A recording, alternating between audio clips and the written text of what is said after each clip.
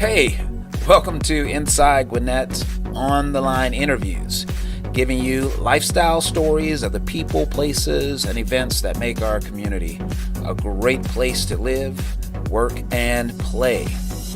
I'm Demetrius Jordan, managing partner of Hoso Media, and I recently sat down with Jordan Sandler, founder and CEO of Frenik Marketing Group. Jordan's a pretty fascinating guy. You know, we covered him in the May 2018 print edition of Inside Gwinnett Magazine. With on-the-line interviews, we give you the entire unedited interview. Got a story you think our subscribers and followers would be interested in? Let us know about it. Connect with Inside Gwinnett by visiting us at insidegwinnett.com. Or you can email us at editor@insidegwinnett.com. Or follow us on Instagram, Twitter, and Facebook. Stay tuned till the end of the interview. We have an exclusive special announcement you won't want to miss. And now, on to the interview. Sitting here with Jordan Sandler.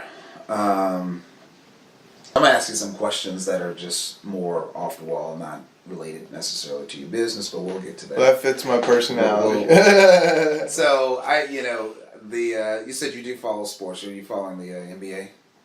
To an extent. Yeah. Okay. I'm not very privy to being able to keep up with much other than work these days. Yeah. Well, man, but that's the way it should I am be. excited to watch the playoffs and see. I don't know who's gonna win. I was gonna ask who do you have? Are you? I don't have anybody.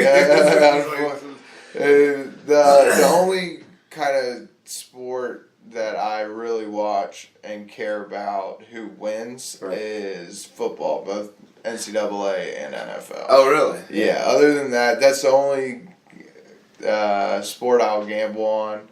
I'll gamble on like horse racing and stuff like that, but I have no idea. I'm just picking something. But like things that I would actually know about is mostly just NFL. So I'm assuming you're an SEC fan. Oh, I'm Georgia, a dog. all the way. The company started as a class project at UGA. So. Really? Yes. How so? Say more about that. So we were in the entrepreneurship program. I wrote a business plan and pro forma to pass the class. And before the class was over, UGA actually ended up being a client.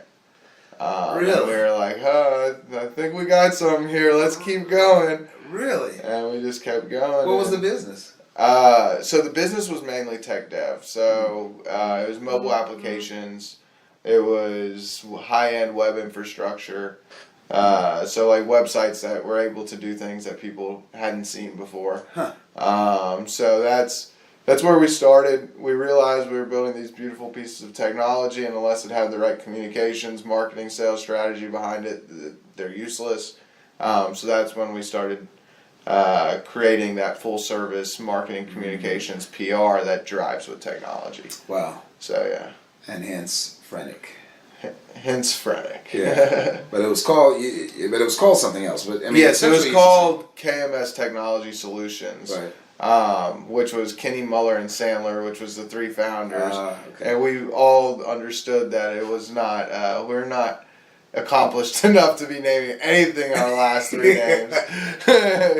So we changed the business's name. Where are the other two guys still involved? They're not. So really? when we were graduating, there was a lot of risk still involved with the business, and they decided that sorry, I just turned this thing on and it's gonna not stop for a second. So I bought the business from them as we were exiting University of Georgia. So I was lucky enough to have worked since I was 14 and saved most of them bones, and I was able to do what I wanted to do.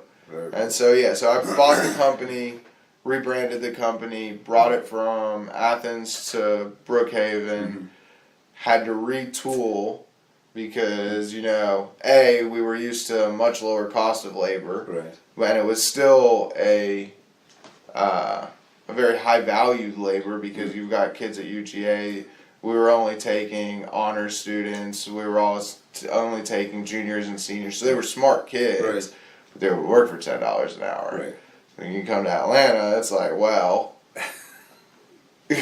we're not the hottest startup at the school. We're kind of near tech. We're kind of near SCAD, but it's nowhere as convenient. We don't know as many people. There's just so many more challenges. Labor went way up. We lost people because they were in school, so they're not like going to move to Atlanta. So that was a big challenge for us. So in a real sense, you had this incubation of resources available by doing it at UGA. Yeah, I mean, UGA was a client. We were the most successful startup coming out of the program. We were pretty integrated in social life, so everybody wanted to be part of it. A lot of people, I work for free, let me be part of it. Right. And so that was very different when we moved up here, and we had to learn how to really operate a business. What are the other guys? What are they doing now? And you talk to them still? And yeah, I talk to them still. We're on good terms. But they are both analysts. Okay. So one is an analyst for KPMG, one's an analyst for Home Depot. Okay. They've both climbed the ranks as expected. And I wouldn't have been able to build the business to what it is if we hadn't created such a solid foundation in our first year. Yeah. It was definitely a really good partnership to start, unfortunately. Yeah. Yeah. Well, that's, that happens. All right. So, NFL draft is coming up soon. Yes. You said you follow a little bit of football. I do. In the draft, typically, the pundits, they will compare a hot prospect to a star, current star, right? And say, hey, this guy kind of plays like. So if you were being drafted today out of UGA as a business owner in this industry, who would you be compared to?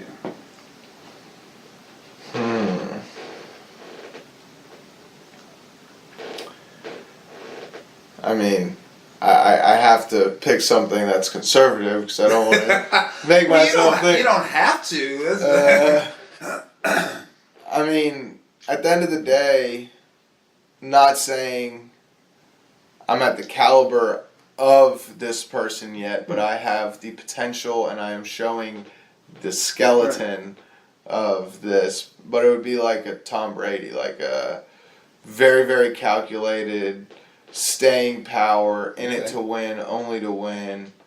Yeah, I mean, So you're saying third round draft pick. Yeah. Under the radar, no one really knows, but this guy's just. Yeah.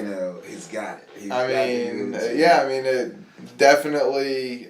We don't. Just like. Right, we don't have a sales team. Right. We've been able to do all this just kind of by being referred to people and doing good business. And so one day somebody's going to look around the corner. We're going to have 100 people sitting in here, and they, where did that come from? Right. Right. Silent but deadly. Silent but deadly. So. Well, kind of silent. I'm kind of loud at some points, but so is he. You know, and he comes out and he starts striking. But then he goes away and you don't see him. And then he comes back out and you're like, oh my god.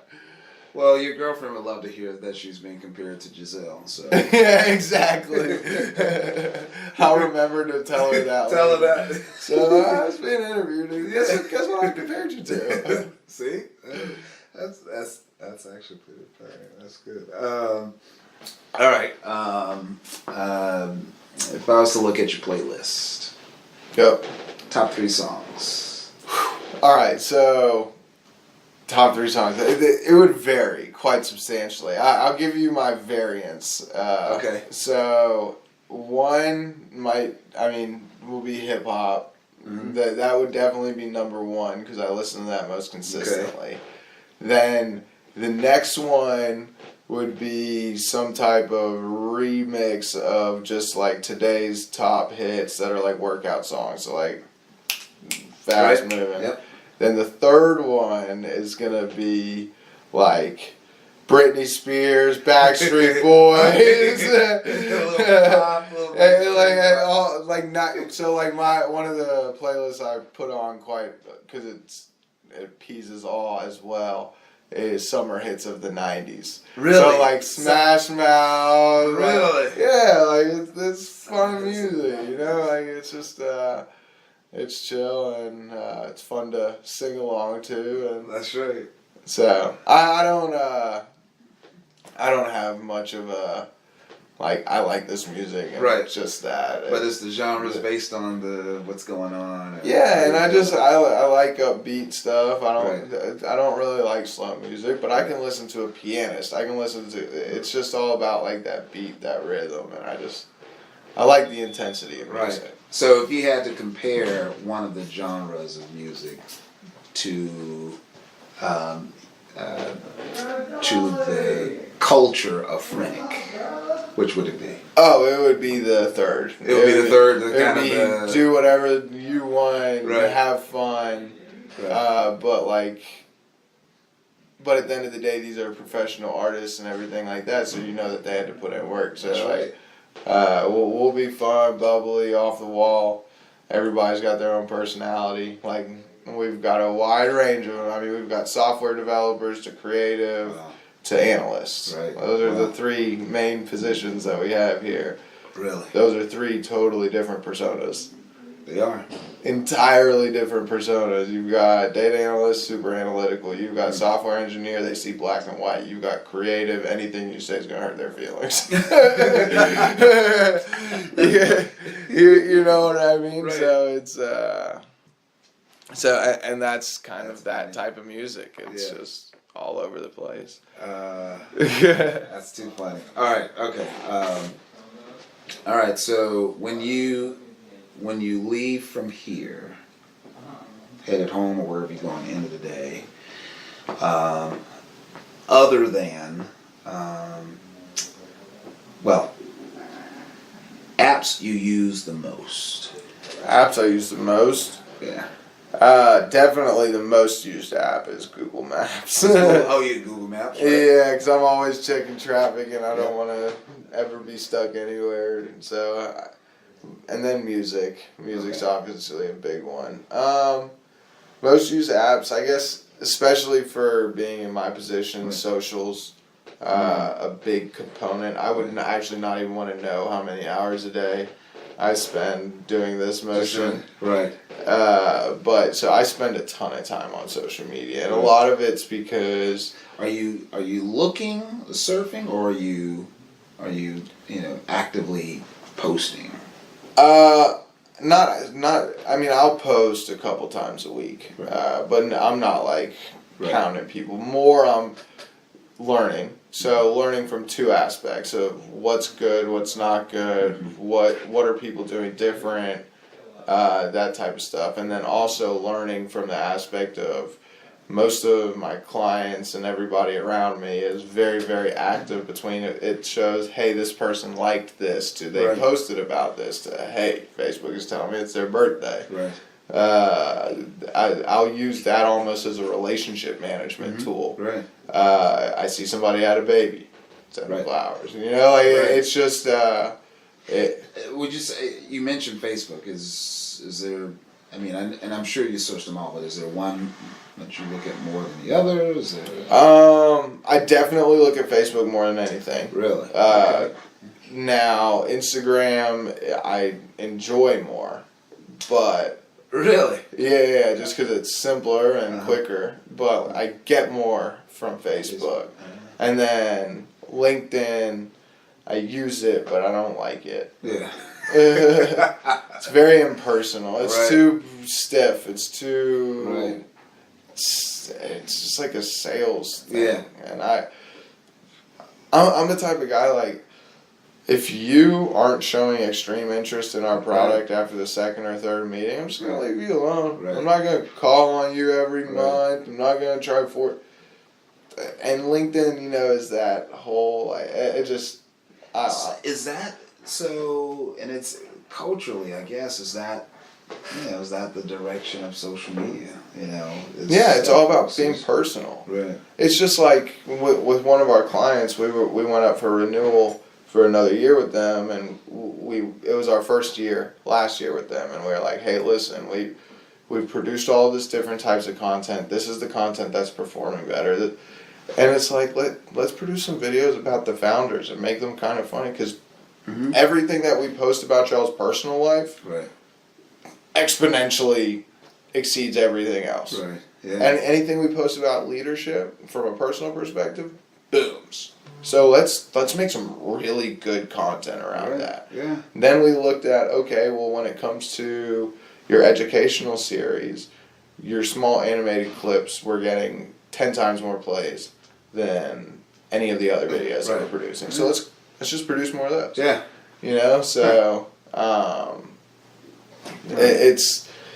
it's a really interesting medium, because those are two. So what that's saying is we don't care about the direct what. We care about the why. So the why are the founders, who they are. The why are you doing the type of surgery and procedures that you're doing, and why do I need to stay healthy? So it's all answering that why, which is the Simon Sinek and the whole big thing these days. But it's true, and that's because social media has pivoted us to that direction. Is everybody wants to know why. The what is unnecessary anymore, because we have so much access to information. The what is apparent. If I want to know the what, I can find the what. Yeah, that's a real interesting point. It was, I guess you could think about it, everyone was so excited about the platforms themselves that, over time, you kind of lose purpose and meaning. Right? And so now it's, folks really want purpose and they want meaning. Exactly. And it's just like, there was a really interesting graphic that one of the guys was sharing with us yesterday, and it was like it was a study that was done by some university in the United States, and it was like, okay, what do people think is the breakout of death in the United States of America? And it was 25% homicide, 15% domestic terrorism. About 80%, 85% of deaths in the United States is health. Right. Whether it's heart disease, whether it's cancer, whether it's... but it's because we don't... Good morning. We don't post about that type of stuff. Media doesn't cover that type of stuff. Therefore, it's almost like it's not happening. Right. Yeah. It's... And that's where the whole meaning of it, and that's why things are so skewed nowadays, is because we are in this connected society that wants purpose, but posting about cancer doesn't give them purpose, it makes them depressed, so we're not going to post about it. But if I post about no guns allowed, I feel like I have purpose because I'm making a change and everybody knows it. Right. But you're not educated enough to even know what you're talking about. I don't know if you're a fan of Dave Chappelle. I love it. I went to his show with John Mayer 6 months ago. Did you really? That was a lot of fun, yeah. I'm paraphrasing.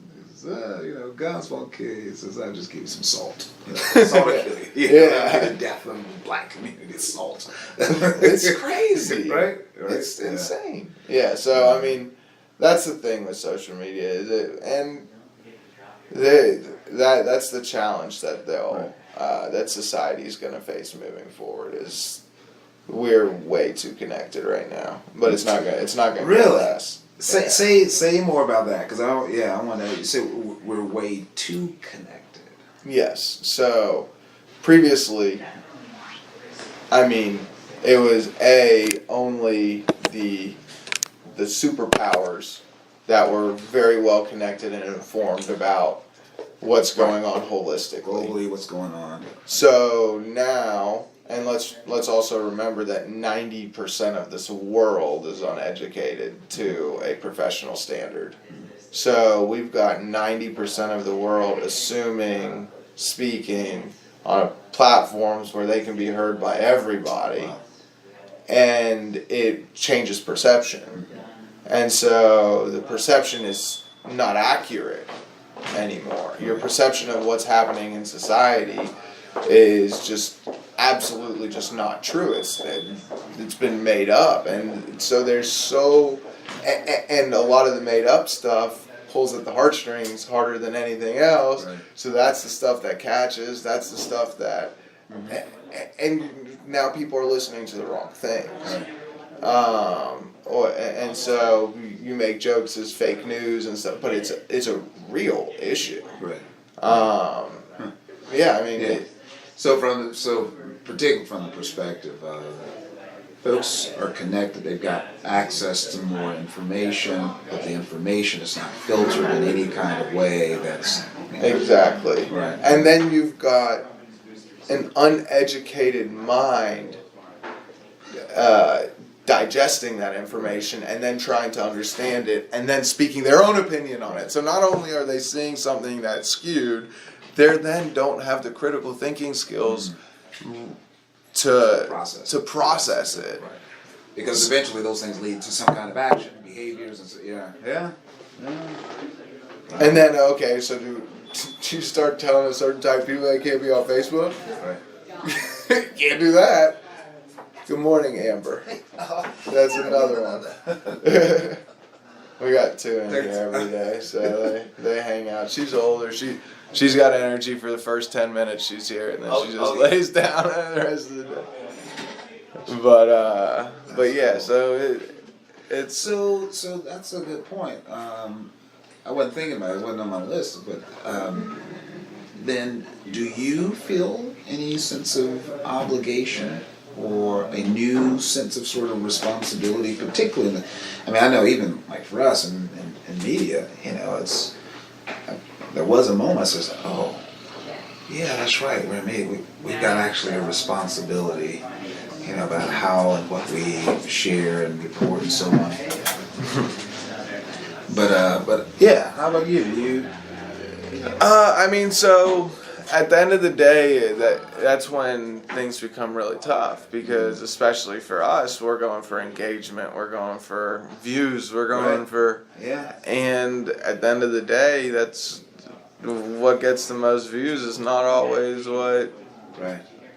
what's the right thing to be pushing. Right, yeah. So it is a balance. It's always a tough balance, and there's a lot of smoke and mirrors when it comes to digital as well, because people can make something seem some type of way that is absolutely different than the truth, which is very similar to what we were talking about before. But I can make a company online right now. I can make myself look like I got 100 employees. I can look like I'm a CPA. Yes, that's right. It's just an uncontrolled ecosystem. I'm gonna ask you a few more because I know you gotta get to it. But you mentioned you were recently at the Chappelle, John Mayer show. Yeah. Entertainment wise, what do you So comedy you like? Yeah.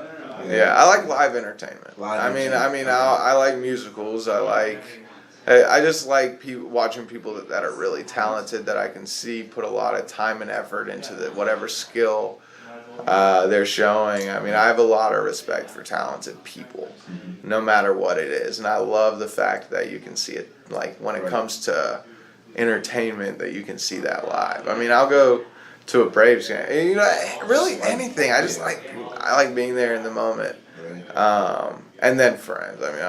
I'm a socialite, so but you can do all those things with friends. So Have you been to Hamilton? I have tickets. I'm going in a couple days. Really? 2-3 weeks. I think it's down at the Fox. Oh, yeah. Yeah. So I'm pretty stoked about that. So I actually had a client that got us the tickets. So that's pretty When you make people money, they tend to. Oh, that's right. They'll be happy. Yeah. So it's I'm very, very excited to see it. So. Favorite restaurant? That's tough. So there's this little hole in the wall place called Sababa. It's in Dunwoody. Okay. It's like a Mediterranean place, and it is about authentic as it gets. Cause I've traveled quite a bit. So my family's from South Africa. Oh, okay. Really? Yeah, and so during the apartheid, everybody split. So I've got like maybe like 33% of my family in Australia. Then I got probably about like 15%ish in Israel, about 15% in London, and the rest is in the United States. Really? So my whole life, we would just go everywhere. So when I would go to like Israel and stuff like that, and Italy, I loved the food there. That was my favorite food. Mediterranean. Yeah. So it's a good place, but it's really interesting. So it's owned by Hasidic Jews, and they only operate from like 11 to 1, and like I think it's like 5:30 to 7:30, and only like I think it's Monday through Friday lunch, and that's it. Really? They don't work on weekends. And this is like this amazing restaurant. Every time you go, it's gonna be packed. It's called Sababa. Sababa. Yeah. Sababa. So like Sababa means like good times in Hebrew. Really? Yeah. So, but they could make so much more money if they stay because they're packed. Like they're always busy. But so what do you order when you're there? What's your menu that you like to? I get the chicken shawarma all the time. Really? Yeah. So either the pita or the platter, depending on how hungry I'm feeling. Chicken shawarma. Biggest influence for you? I would probably have to say, realistically, my father. He came from another country. Not only did he come from another country, he came from another country right before he was about to finish his degree, had got his green card, was in a window that he wasn't going to be able to finish school. Right. He had to choose, do I finish school and not get citizenship in the United States because they don't give you that green card twice? Or do I come to the United States and redo a ton of schooling? So that's what he did. Wow. He went to Washington University. He's a cardiologist, one of the best in the United States. And there's not a single person I've ever talked to that's not like, your dad is one of the most insane, hardworking, good people ever. I mean, he, with his connections and his, like, just business mindset, he could have flipped 10, 15 years ago from cardiology to business and made exponentially more money, but he loves saving people's lives. He's like 60 years old and he still works the night shift. It's like, dude, you could pay somebody to work the night shift. I promise, you could pay. I mean, we talk. So I get here normally between 6 and 6:30 every morning. Well, I talk to my dad every single morning between 6 and 6:30 while he's driving to work as well. Wow. So and he last night we got off the phone at 8 o'clock and he was driving home. Right. You know, so and he's. How did have y'all talked about how he settled in Gwinnett? How he settled in Gwinnett? Yeah. He got recruited out of WashU. Gotcha. Okay. By Gwinnett Medical? Or? It was a private practice back then. Gotcha. Okay. Yeah. So he graduated with like 4. When you do medical school twice, so I hope you get a 4.0 the second time. I did in the 5th grade. That's a good one. But yeah, so he got heavily recruited out of school, and he had options, and he liked the weather and kind of stuff like that down here, and the type of lifestyle that we could live. You know, he had a decently good onboarding with the company and was able to buy a house that we practically we never moved out of until I was 18. So it was a good situation for him. Wow. So that's how we found Atlanta. They weren't willing to go up north. The South Africans were not about to be frozen. I was about to say, I don't believe So my dad's, I mean, from saving lives to just being never expecting stuff for what he does, which is a really cool trait. That is very nice. Yeah. That is very, and it's very cool that you would say your dad. You know? Yeah, I mean, there's a lot of people that I definitely respect and mold myself after, but when it just comes to like ethics and the way I hold myself, the way I deal with situations, I definitely look up to my dad for that. Right. Yeah. That's great. That's good. Yeah. Well, and I really would like to spend a little bit more time on the business front, sort of just talking. Yeah. Because I'm always interested in hearing what folks are doing and how they're doing it, and there's the one thing that I'm even learning. That there's I say I'm learning. I knew it, but I wasn't in it. There's a tribe. When you have similar experiences, and you begin to see, all right, so who's going through this? Who do I talk to about, How can I avoid some of these things that I'm seeing happen? Right. You're trying to meet payroll, or you're trying to figure out what's the best, lots of platforms, but who do you use? Where do you get your best, analytics from? Just all of that, right? Yeah. No, that's definitely that's been probably one of the biggest proponents to me being able to grow the business. Is I am absolutely not scared to ask somebody a question. Yeah. Absolutely not. Like, I might sound like an idiot. Right. I don't care. You don't care.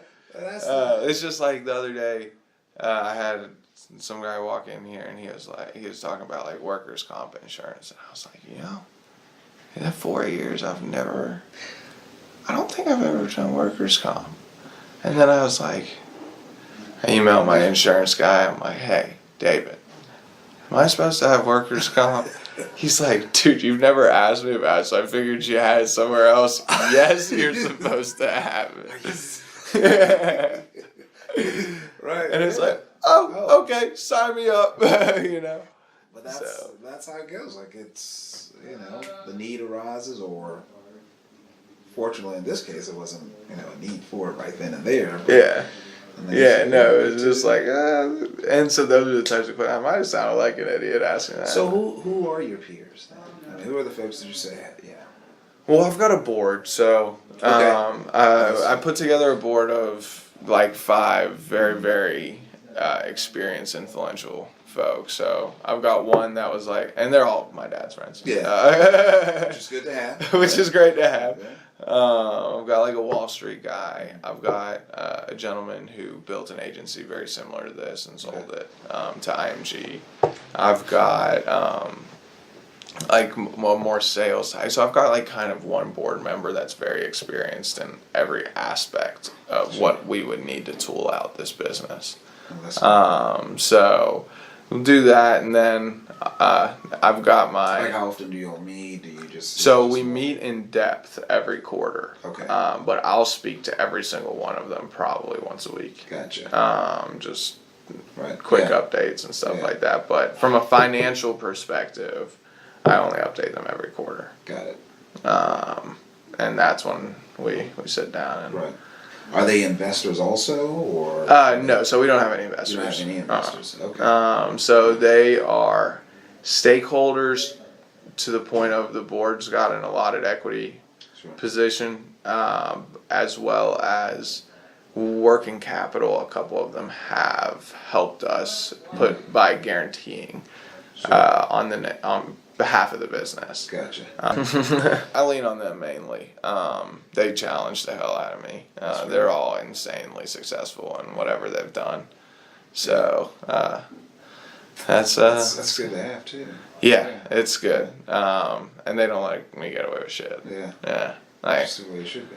Yeah. So they tell me when they don't agree. You kind of.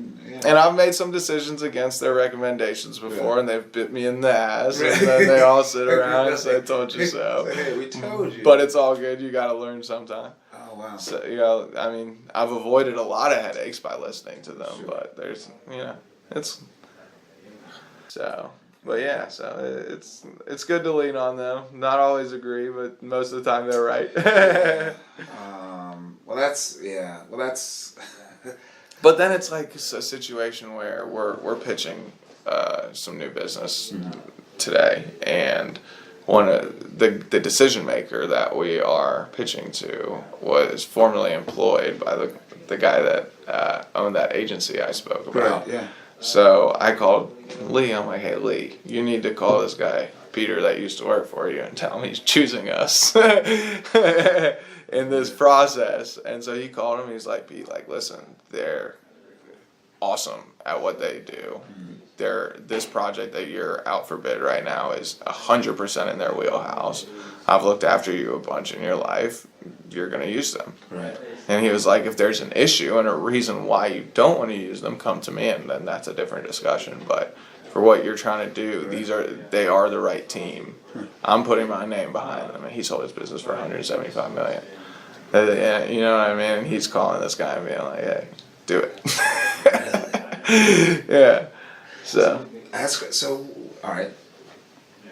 So what recommendation? I mean, what suggestions or any recommendations off the top of your head? Again, seeing where you are now, you're 4 years in. You look. Listen, here are the things you really just got to be. Here are the things you got to be tight on. Here are the things you got to do. And I kind of said it at the high school the other day. It's all about, man, just having passion and doing something good. If you're constantly challenging yourself and challenging what you're doing and not being comfortable and complacent, you're gonna do something, or you're gonna identify that something's not working. You know what I mean? Like, no matter what, like, as long as you really put 100% behind everything, shit ain't gonna work if you put 60-70% behind it, because that's a failing rate. You know what I mean? Right. So and then just be careful, people. Humans never do what you want them to do. So go in with that expectation. Understand what people's strengths and weaknesses are, because if you over expect from people, at the end of the day, the only person that's going to end up getting burned is yourself. That person will go find something else, but you're trying to be a gladiator and move some stuff. Know who's your fighters, who's your protectors. So there's a term we use sometimes called road dog. I don't know if you. I've never heard of it. Explain. Road dog. Well, road dog. It's who do you ride with? So a road dog would be. It's like your best friend. So you got Cash. Cash is literally your road dog. Oh yeah. So wherever you go, there's Cash with you. He's in the car with you. He's riding with you. Ride or die.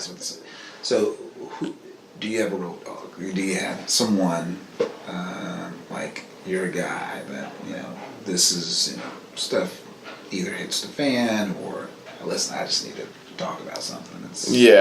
I've got I'd say two. Two, and we all grew up together since really? Elementary school. Okay. And we all live a mile from each other now. In Brookhaven. In Brookhaven. Okay. So one buddy's Shane, one buddy's Jason, but yeah, I can pretty much tell them anything. They keep you balanced. I mean, and things weren't always good. So I've got a pretty intense backstory. I actually dropped out of Norcross High School when I was in 10th grade. Really?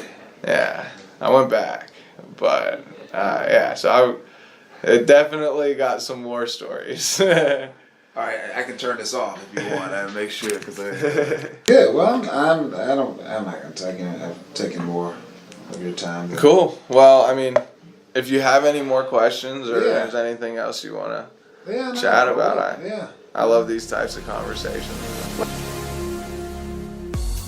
Thanks for listening to Inside Gwinnett's On the Line interviews. Got a story you'd like us to cover? Or maybe you're interested in getting Inside Gwinnett Magazine delivered to your home, work, or favorite store. Let us know at InsideGwinnett.com. At the beginning of this recording, I said we had an exclusive special announcement. Well, here it is. To celebrate Independence Day in July, Hoso Media will launch its newest listening sensation, Flytown. Flytown, spelled with an E, is a podcast series produced by Hoso Media. Each episode, we'll uncover and highlight the backstories of people, places, and events that made them and their towns cool, relevant way beyond their small town glory. Recorded on site in local restaurants and pubs, Flytown captures the ambient sounds of town gossip, inspired by the true stories few have ever heard. Want more information? Follow our progress on social media at Flytown. Remember, that's Fly, FLYTOWNE, at Flytown. This has been Inside Gwinnett's On the Line interview.